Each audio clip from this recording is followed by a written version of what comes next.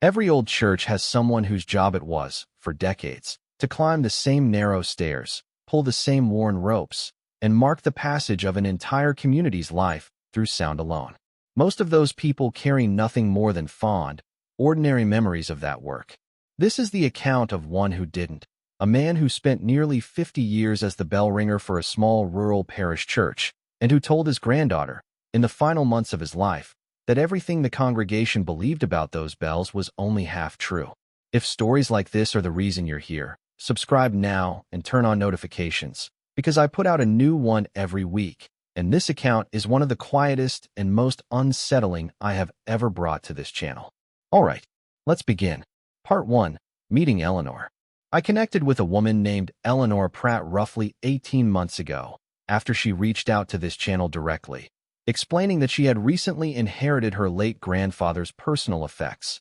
including a small collection of handwritten notebooks he had apparently kept privately throughout the final decades of his long career as the bell ringer for a small rural parish church in the upper Midwest. Notebooks she had only discovered and properly read through in the months following his passing. Eleanor's grandfather, a man named Thomas Ashworth, served as the parish's sole bell ringer from 1958 until his retirement in 2005, a period spanning nearly 50 years during which he became, in Eleanor's own description, something of a quiet local fixture, known throughout the small rural community less for any particular personality trait than for the simple, steady reliability of his work. The bells ringing, under his careful, consistent hand, at exactly the same times for exactly the same purposes across nearly 5 decades of otherwise ordinary small-town life. Eleanor told me her grandfather had never, throughout her entire childhood and early adult life,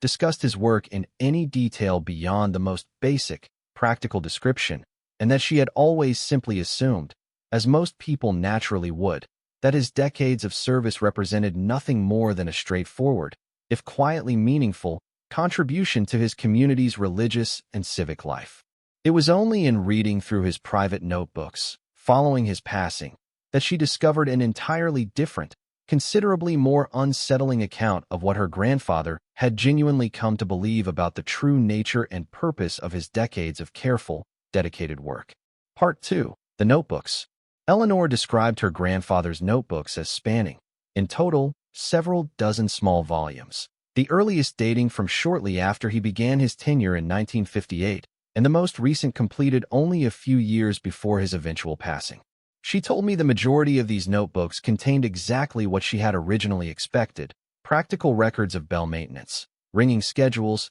and the ordinary, mundane details of his caretaking responsibilities for the church's bell tower and its considerable, aging mechanical apparatus. It was a smaller, separate collection of notebooks, kept apart from his more routine, practical records and evidently intended for considerably more private, personal reflection that contained the account I'm about to share with you. Eleanor described these private notebooks as beginning, in their earliest entries, with what struck her as ordinary, if somewhat unusually detailed, personal observations about his work and his growing, decades-long familiarity with the church's old bell tower and its historic bells, several of which, according to church records Eleanor was later able to independently verify, dated back considerably further than the current church building itself, having apparently been salvaged and incorporated from an earlier structure that had stood on the same site generations before. Eleanor told me the tone and content of these private notebooks shifted noticeably,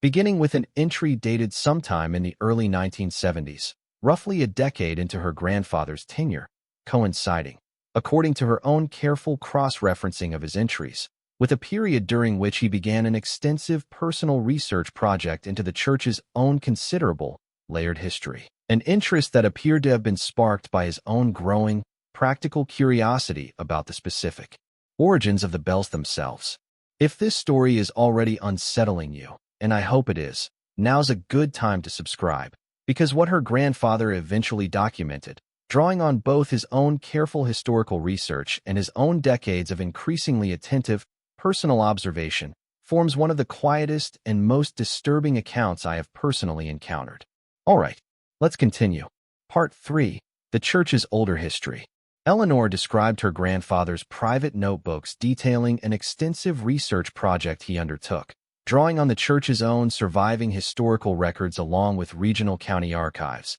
into the specific history and origin of the parish's oldest bells, a research effort that eventually led him to a considerably older account than the church's own official, publicly shared history typically acknowledged. She told me her grandfather's notebooks described discovering that the current church building, constructed in the 1890s, had been built directly on the site of a considerably older structure, a small chapel dating back to the region's earliest period of settlement in the early 1800s, a chapel that had, according to fragmentary historical records Thomas was able to piece together, been destroyed under circumstances the surviving official record described only vaguely, referencing a fire of undetermined origin that had apparently claimed both the original structure and, in a detail that Eleanor described her grandfather noting with particular, evident concern, the entire small congregation that had reportedly been gathered inside at the time. Eleanor described her grandfather's notebooks recounting his discovery that several of the church's oldest bells, including the largest and most prominently featured bell in the current tower, had apparently survived that earlier fire largely intact, salvaged from the ruins of the original chapel, and eventually incorporated into the current church's own bell tower upon its construction decades later, a detail that struck Thomas, according to his own careful notebook entries, as considerably significant once he began connecting it to a separate, considerably stranger thread of his ongoing research. She told me her grandfather's notebooks describe encountering, during his research into regional historical archives, several scattered, fragmentary references to older, considerably more obscure local folklore surrounding the original chapel and its destruction, folklore that predated and existed largely separate from the church's own official, sanctioned historical narrative, describing the original chapel's congregation as having been engaged, in the period immediately preceding the fire, in what these older, fragmentary accounts described only vaguely as unconventional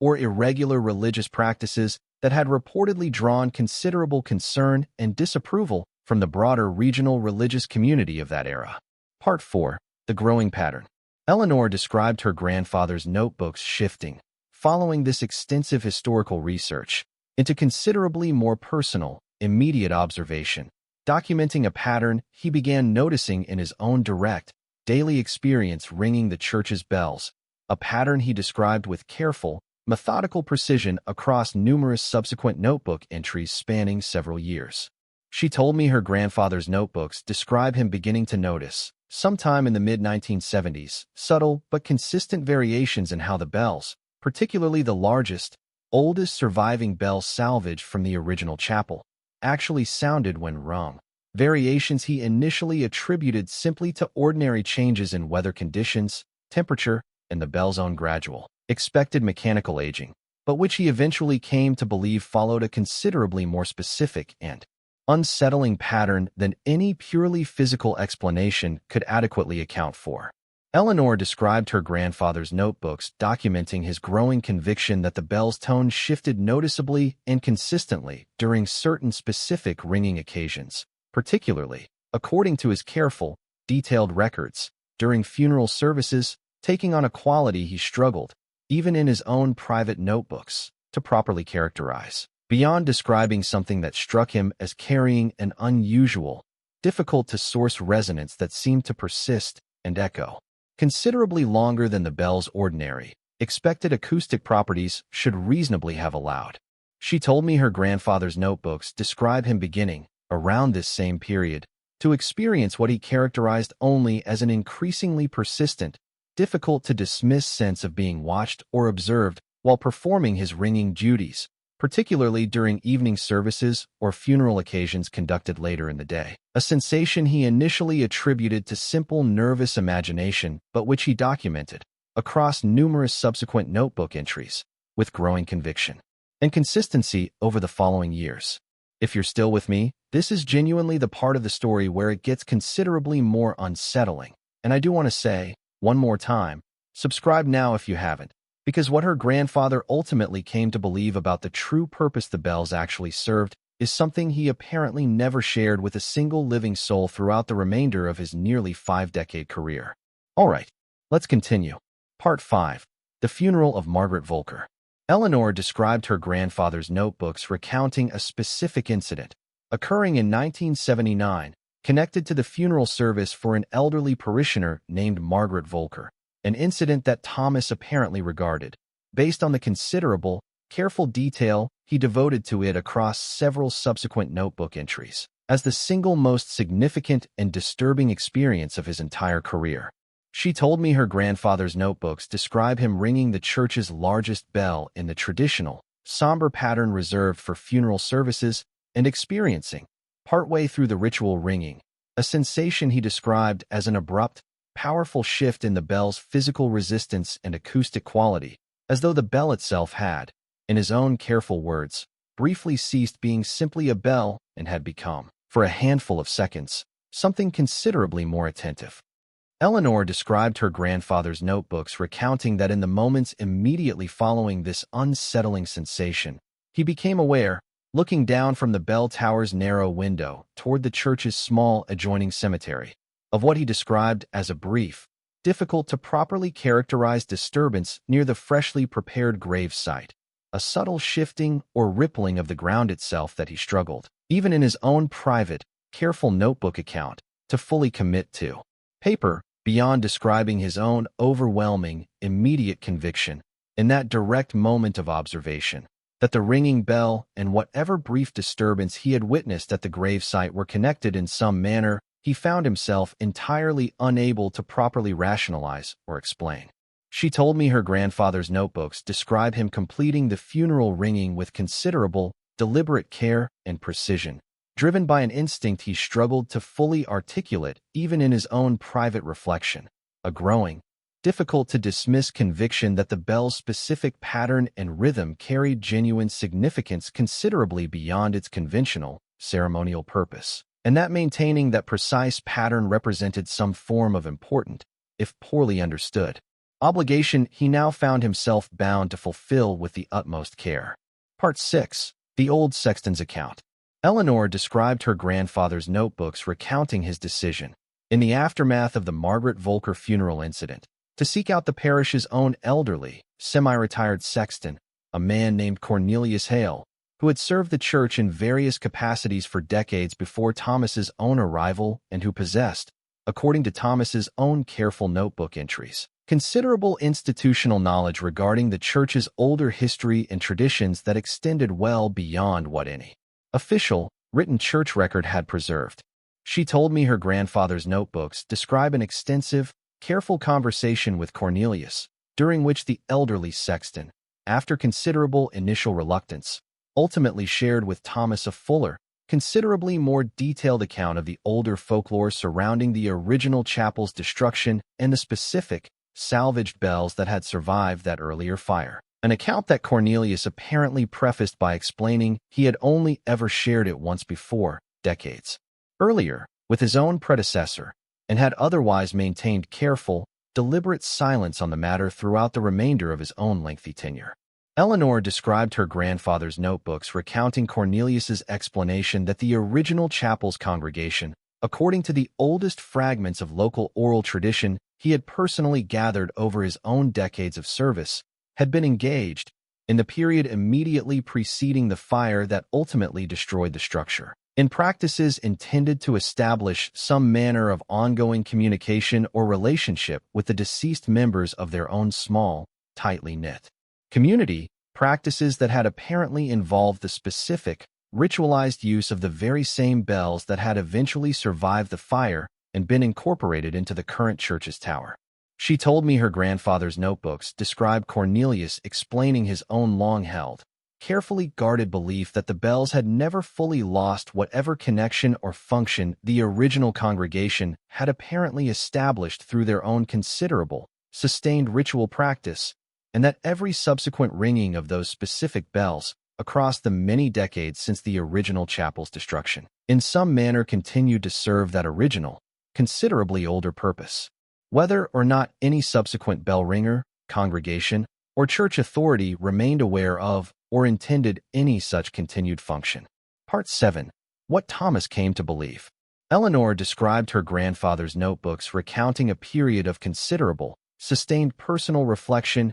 and continued careful observation, extending across the following several years, during which he gradually developed his own detailed, carefully considered understanding of precisely what he believed the bells actually accomplished during his decades of consistent, careful ringing. She told me her grandfather's notebooks describe his growing conviction that the bells, rather than serving purely as a conventional call to prayer or a simple ceremonial marker of significant community occasions, in fact served a considerably older, more literal function, genuinely summoning or drawing the attention of something connected to the community's own deceased members, a function that he came to believe operated regardless of any modern congregation's conscious awareness or intention, continuing simply because the bells themselves, and the specific, careful patterns in which he had been trained to ring them, retained whatever genuine, functional significance the original chapel's congregation had originally, deliberately established.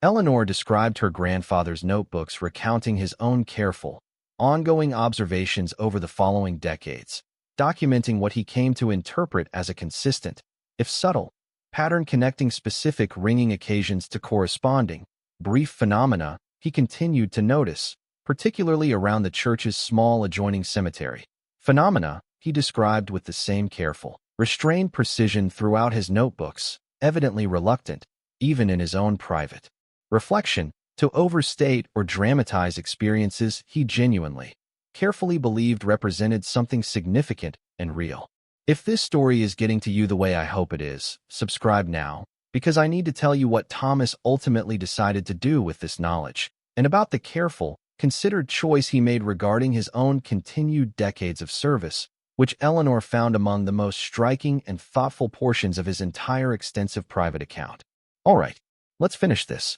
Part 8. The Decision to Continue. Eleanor described her grandfather's notebooks recounting a period of considerable internal deliberation, prompted by his own growing conviction regarding the bell's genuine, if poorly understood, function, during which he seriously considered resigning his position entirely, driven by a natural, understandable unease regarding continued, direct involvement in something he had come to believe carried genuine, significant supernatural weight. She told me her grandfather's notebooks describe him ultimately deciding, after considerable reflection, to continue his service, a decision he explained, in careful, thoughtful detail across several notebook entries, as being driven primarily by his own growing conviction that whatever function the bells genuinely served appeared to operate with considerable care and precision, tied closely to the specific, traditional patterns he had been carefully trained to maintain, and that any disruption